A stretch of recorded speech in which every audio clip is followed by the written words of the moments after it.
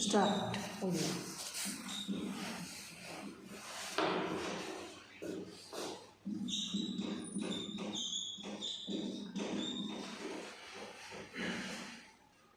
आज हम लोग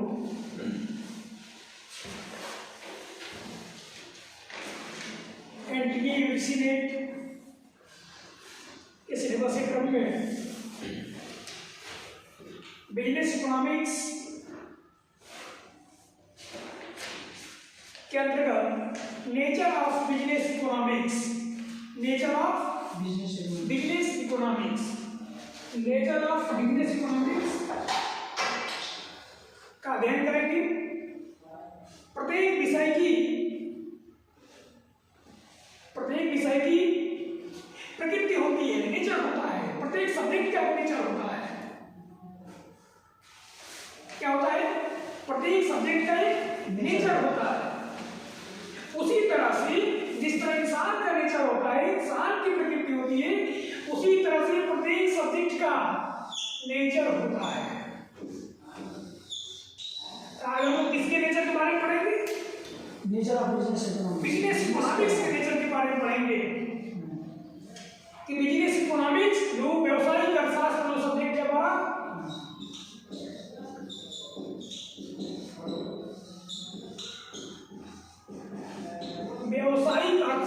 व्यवसायिक अर्थशास्त्र का नेचर कैसा है। तो प्रत्येक सब्जेक्ट का जो नेचर होता है, या तो आर्ट होगा, आर्ट का मतलब या तो कला होगा, या तो विज्ञान होगा, या तो कला होगा, या तो विज्ञान होगा, या तो विज्ञान होगा, या तो कला होगा, या तो विज्ञान होगा, या कला और विज्ञान दोनों होगा, या कला और विज्ञान दोनों होगा। आज हम लोग जानेंगे कि बिजनेस इकोनॉमिक्स का नेचर क्या है। आर्ट है या साइंस है?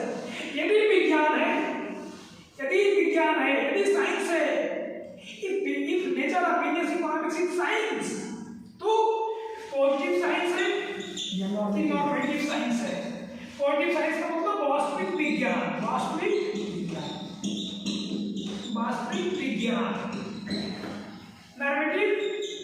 आदर्श विज्ञान। क्या बोलेंगे? आदर्श विज्ञान। The nature of any subject depicts that it is a science or an art. It is a science or an art.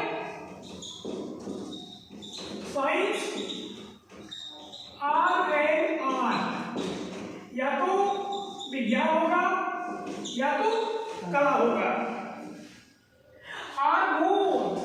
और या तो दोनों होगा। आज हम लोग जानेंगे कि साइंस है या आर्ट है कि दोनों है। And again if it is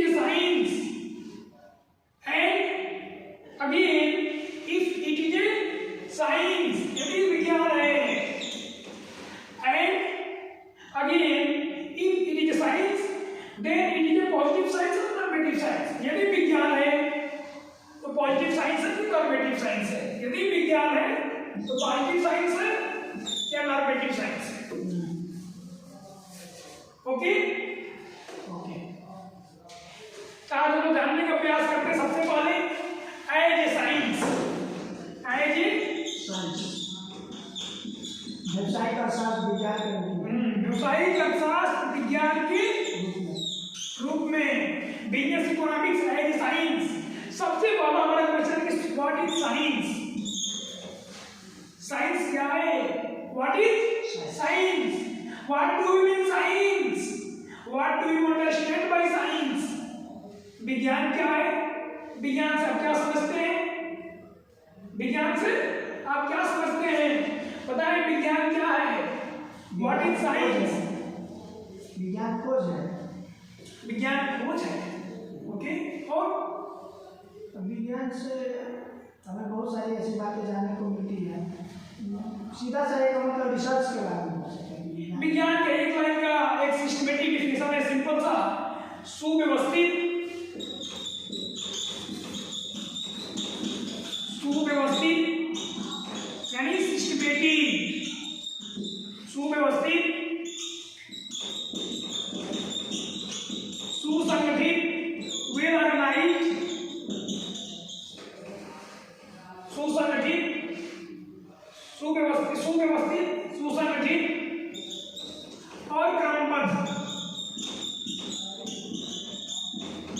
serial लोग क्रमबद्ध ज्ञान को विज्ञान कहते हैं। सुव्यवस्थित, सुसंगठित और क्रमबद्ध ज्ञान को विज्ञान कहते हैं। ये सिंपल सा डेफिनेशन है विज्ञान का। सिस्टमैटिक ऑर्गेनाइज्ड है। सिस्टमैटिक, वेल ऑर्गेनाइज्ड और क्रमबद्ध ज्ञान।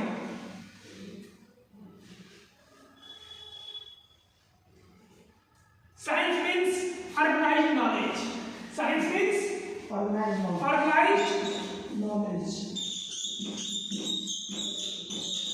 Science means organized knowledge. Science is organized knowledge. Science is organized knowledge. विज्ञान संगठित ज्ञान को विज्ञान कहते हैं। संगठित ज्ञान को विज्ञान कहते हैं। Science must have four characteristics. Science must four characteristics लिख लीजिए। Science must four characteristics. Science होने के लिए अभी पढ़े हैं कि साइंस इज ऑर्गेनाइज्ड नॉलेज, लेकिन इसके लिए भी हमारे पास कुछ क्राइटेरिया हैं, कुछ कैरेक्टरिस्टिक्स हैं। पहला लिख लीजिए systematic study of facts. Systematic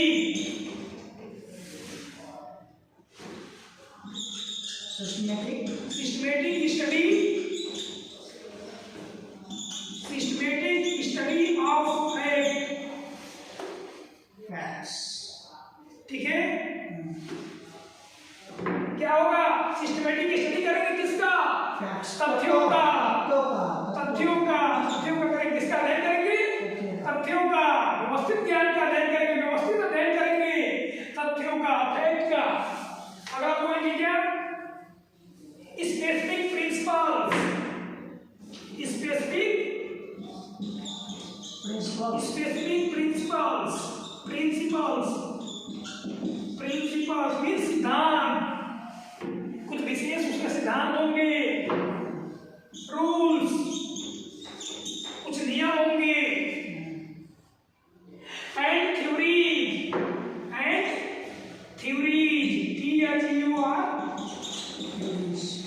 पहला पॉइंट क्या था? Systematic study of facts, specific principles, rules and theories. कुछ उसके अपने विशेष सिद्धांत होंगे, नियम होंगे, तथ्य होंगे। ठीक है, अगला पॉइंट है cause and effect. Cause and effect, कुछ उसके कारण होंगे। Cause and effect. हाँ, कुछ कारण होंगे, कुछ प्रभाव होंगे। इफेक्ट प्रभाव। कुछ कारण होंगे, कुछ प्रभाव होंगे। Cause and effect. Relationship among theories. Relationship among theories, किसके रिलेशन में? थ्योरी के रिलेशन में कुछ उसके कारण होंगे और कुछ निवारण होंगे। Cause and effect, relationship among theories.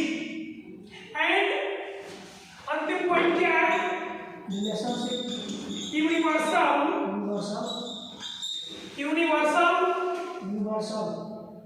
Acceptability.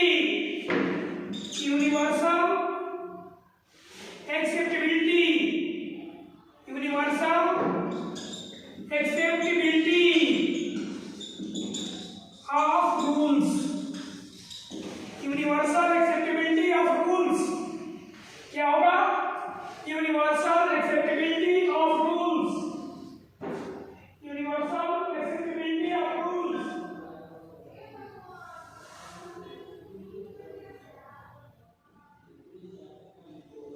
ठीक है, क्या होगा? Systematic study of facts.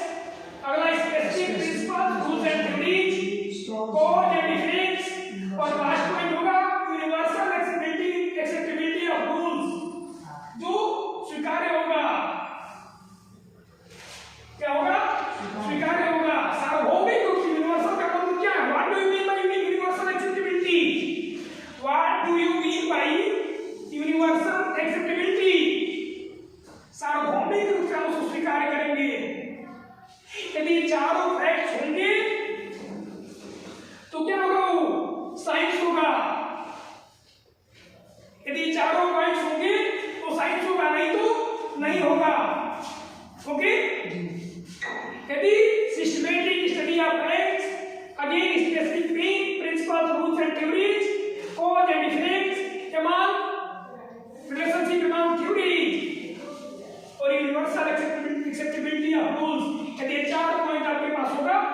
तो साइंस होगा, नहीं तो नहीं होगा।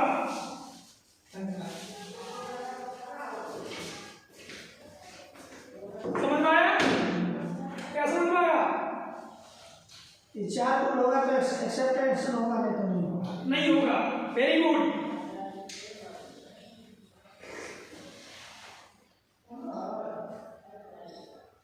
In business economics, also there is a in business economics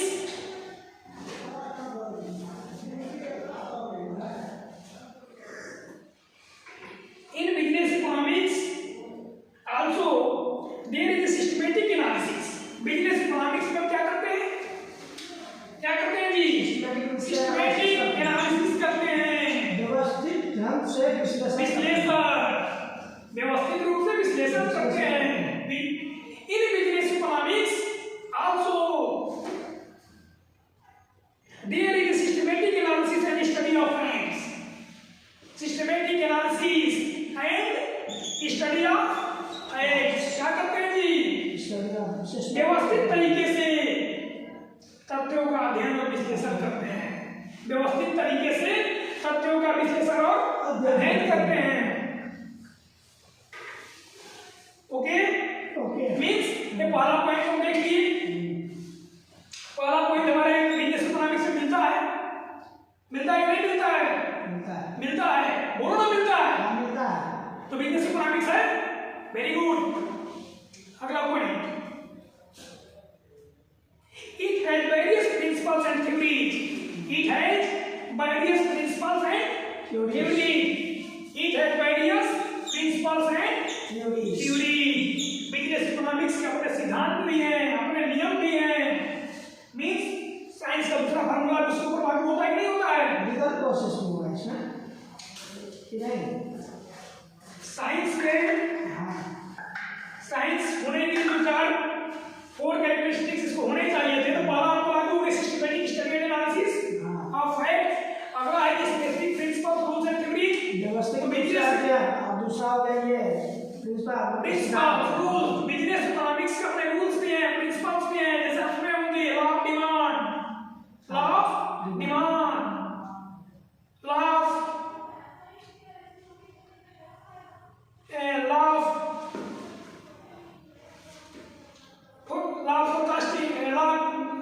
demand forecast, law of demand पढ़े हैं? क्या है? डिविडेंड कॉस्ट बोल रहा है ना? हाँ, dividend cost, law demand, law of demand आप पढ़ जाओगे। inverse relationship between price of goods, inverse relationship between price of goods and demand of goods, that known as law of demand. Demand नहीं ना पता है तो इस तरह से बहुत सारे नियम भी हैं, बहुत सारे थ्योरी हैं, बहुत सारे रूल्स हैं, माल के नियम अलग है, बहुत सारे लॉ हैं। वो माल विश्लेषण हुआ, उत्पादन विश्लेषण हुआ, लागत विश्लेषण हुआ, हाँ। मूल्य संबंधी निर्णय, अगला पॉइंट है आपका पूंजी का प्रबंधन हुआ, लाभ प्रबंधन हुआ। It has various principles and theories which are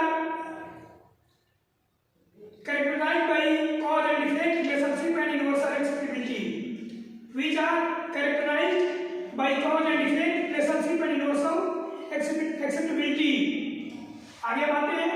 business economics है सब स्पेसिफाइड थ्योरी। बिजनेस इकोनॉमिक्स है सब स्पेसिफाइड थ्योरी। बिजनेस इकोनॉमिक्स के पास कुछ अपने विशेष सिद्धांत हैं। बिजनेस इकोनॉमिक्स के पास कुछ अपने विशेष सिद्धांत हैं, स्पेसिफिक थ्योरीज हैं, which are applicable in almost all the situations. जो सिचुएशन बहुत सारे सिचुएशंस पे अप्लाई होते हैं। Also, business economics is a science. It is not a natural or physical science. Although business economics is a science, hello, business economics is a science. Class में बात It is not a natural or physical science. It is not a natural or physical science. ये science है। ये तो clear हो गया ना? हाँ क्लियर है। अच्छा ये भी नहीं कर सकते इसको, जैसे जैसा कि हम जानते हैं व्यवसायिक अर्थशास्त्र में आर्थिक सिद्धांतों का प्रयोग व्यवसायिक आर्थिक सिद्धांत क्या है? Economic theories. हाँ इकोनॉमिक थ्योरीज। इकोनॉमिक व्यवसायिक एवं प्रबंधकीय निर्णयों तथा भावी नियोजन के लिए क्या रहता है? नियोजन, प्लानिंग। प्लानिंग के लिए क्या रहता है, जिसमें व्यवसायिक समस्याओं के समाधान के लिए उचित व्यवसायिक समस्या, व्यवसायिक समस्या, कॉज समस्या के समाधान के लिए उचित दिशा निर्देशन प्राप्त हो सके, इसको भली भांति समझने के लिए व्यवसायिक अर्थशास्त्र का विज्ञान तथा कला दोनों के रूप में पृथक पृथक अध्ययन करना। अभी हम लोग विज्ञान पृथक तो अभी तो विज्ञान पढ़ रहे हैं ना, कला बाद में पढ़ेंगे। वही पृथक पृथक 4 टाइप्स का भी पढ़ रहे हैं उसका। देखिए अब आइए, it is because of the fact that it deals with human entities and behavior. It is not a accurate physics. It is not as accurate as physics or chemistry. अच्छा, इसका ये पॉइंट है, देखो व्यवसायिक अर्थशास्त्र एक विज्ञान है क्योंकि इसके भी कुछ निश्चित नियम एवं सिद्धांत है। मैं बोला तो 4 नियम